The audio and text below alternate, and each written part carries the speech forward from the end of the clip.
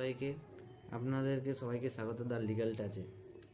আজকে আমি আলোচনা করতে চলেছি একটা গুরুত্বপূর্ণ সেকশন, সেটা হলো সেকশন 144, যেটা আপনারা সবাই জানেন ধারা 144 নামে, এবং এটি এখন বিএনএসএসে 163-তে আছে।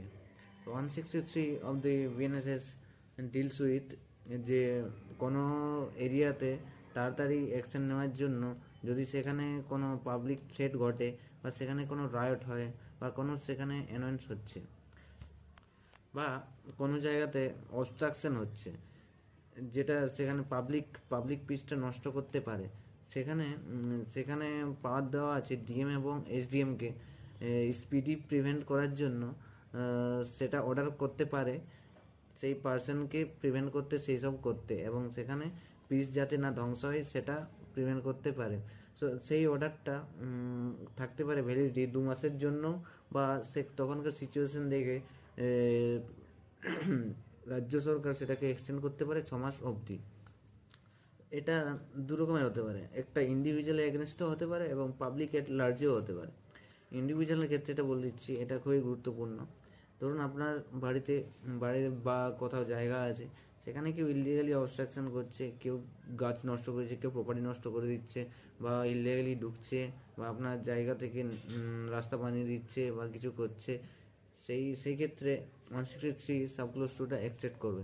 তো এইরকম প্রবলেম হলে আপনাকে প্রথমে যেতে হবে থানাতে গিয়ে আপনাকে জিডি করতে হবে এবং আপনার প্রবলেম সেখানে বলতে হবে। আপনি সেখানে জিডি করলেন, তারপরে আপনাকে অ্যাডভোকেটের কাছে গিয়ে কনসাল্ট করতে হবে। সেখানে অ্যাডভোকেট কনসাল্ট করে আপনার প্রবলেম শুনে আপনাকে একটা পিটিশন করতে বলে সেকশন 163 সাবক্লোজ 2 এর আন্ডারে, যে সেটা পিটিশনটা হবে এসডিএম কোর্টে।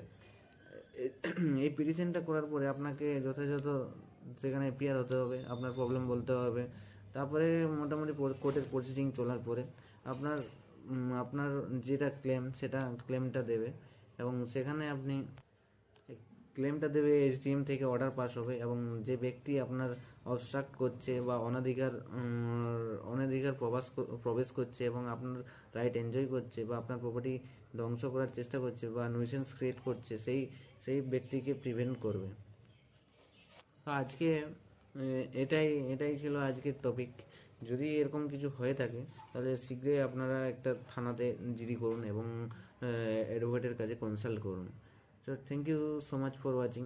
আরও নিয়মিত আইনি বা নতুন নতুন টপিকের জন্য আমাকে ফলো করুন এবং আমার পাশে থাকুন। ধন্যবাদ।